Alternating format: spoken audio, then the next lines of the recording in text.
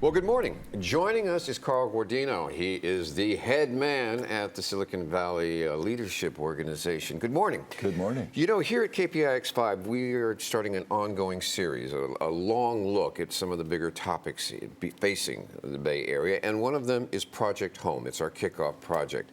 Reporter Susie Steinle is taking an in-depth look at all the aspects of our housing crisis here. And I was wondering if we could drill down a little bit on what she's discovered, which basically comes to this. We're creating jobs left and right, and we're not building near enough housing. That is exactly what has been happening, but not only for the last few years, for the last few decades, Phil. It's really been since 1989 since California consistently met its housing production targets to match our population, and then people wonder why we have a crisis 3 decades later. Okay, well, let's take a look at some of the reasons of that crisis, because from what I'm seeing on the reports, a lot of this is self-made. Yes. It's not that we have a shortage of land. It's not that we have a shortage of money. It's not even that we have a shortage of building supplies or people willing to buy. What we have in some cases is regulations that make the cost prohibitive, regulations that say you can't build here, and then turn around and say we need more. What is going on?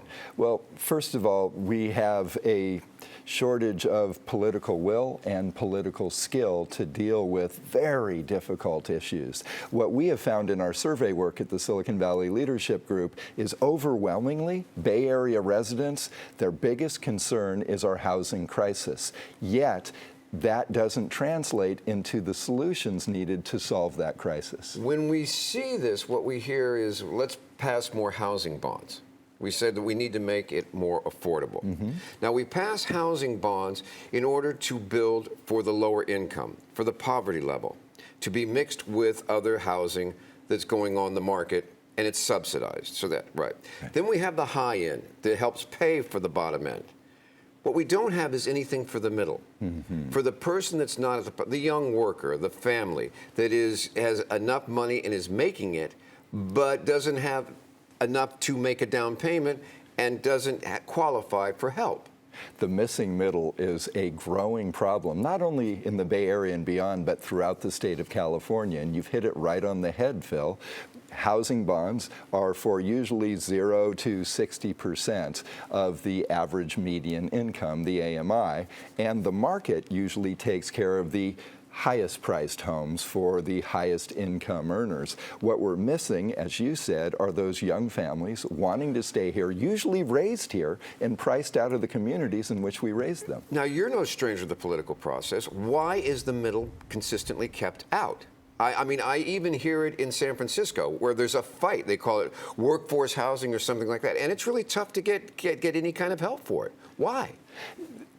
A number of reasons. One is California tax policy doesn't reward the construction of homes, especially those homes that we're referring to here, Prop 13 issues and other issues. You're actually penalized as a city if you're building homes. You're rewarded for big box retail. You're also rewarded, or we're pushing for big box apartments. Yes. Because the idea is to put a lot of people in a small amount of space in order to hit our climate change goals as well, and our transit goals as well.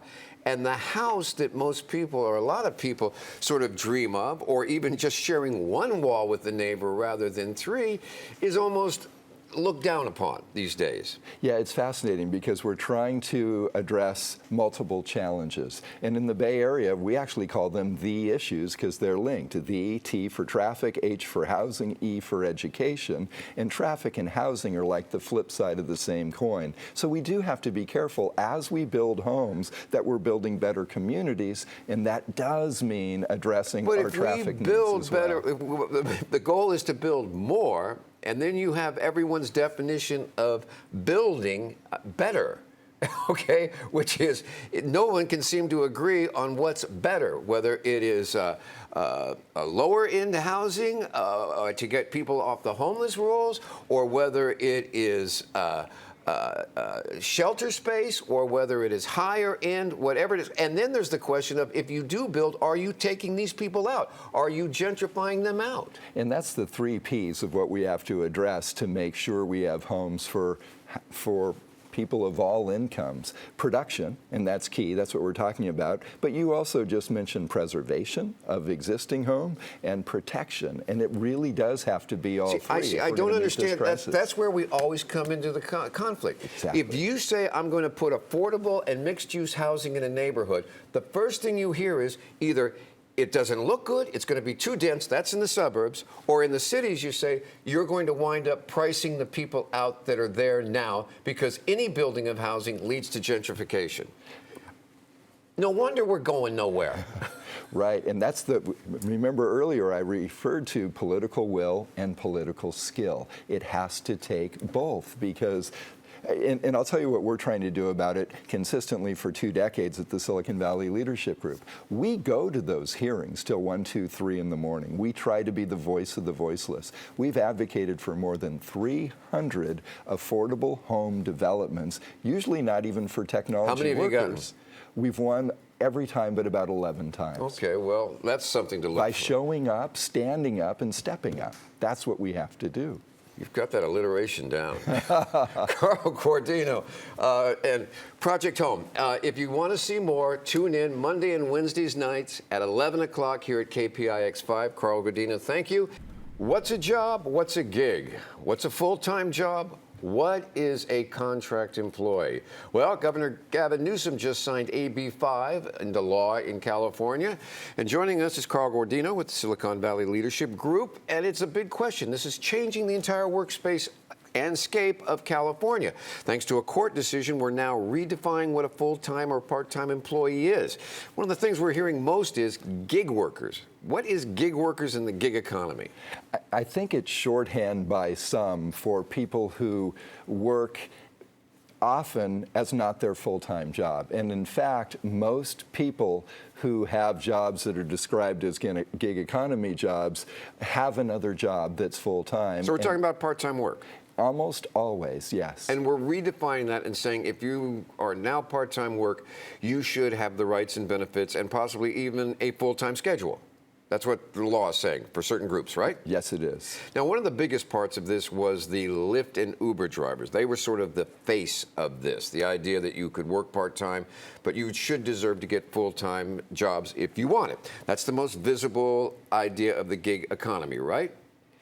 For many, yes, but we forget that for decades, that many people in our society have jobs that aren't classified as full-time. The hardworking person who delivers my San Francisco Chronicle at 5 a.m. every morning in the South Bay was part of Assembly Bill 5. Now, what the idea in Sacramento was to do was to, whether it's in the medical positions or it's in the trucking business or it's in the journalism business even, was to say we are going to set up standards for who and what is a full-time job, a part-time job, and a contract worker, right? Mm-hmm. But it was interesting, rather than set up any kind of clear definition, like saying that it's this many hours, this and this, it became a let's talk about it and let's think about it. And it came up with some pretty interesting what is and what isn't. It's been fascinating, the list of exemptions, and it reminded me of We've that. got it right here, the list of exemptions, right? On both pages in small font.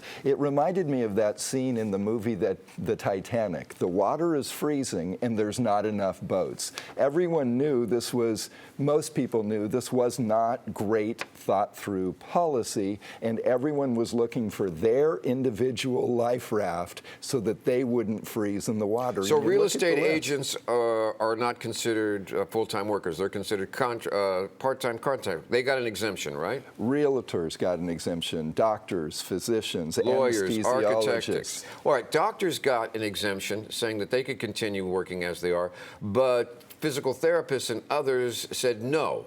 You are to be classified as full-time workers, right? Yes, and that's why it became such a question as why aren't we defining who we're talking about rather than carving out exemptions for numerous different... But because politics was at play. Well, I mean, let's be honest about it. I mean, we have exemptions for truck drivers If you drive a truck, an independent contracting truck, you own your truck and you drive it as an independent, and you are hauling almonds from the Central Valley to the Port of Oakland, they want you to become an employee of the trucking companies. If you are hauling dirt out of a construction site, you are allowed to be an independent contractor, in part because the building unions didn't want their jobs being messed with. Or if your car breaks down, if your tow truck driver is AAA affiliated, they have an exemption. If it's non-AAA affiliated, there is not an exemption. Where is the logic in that when we're carving out laws in California by just carving out different jobs? Okay, well, that is what happens when you have legislatures carving these out rather than regulators. There was a time when you said, these are the parameters, we hand it over to an agency, whether it be the Fair Employment Agency, and say, you decide.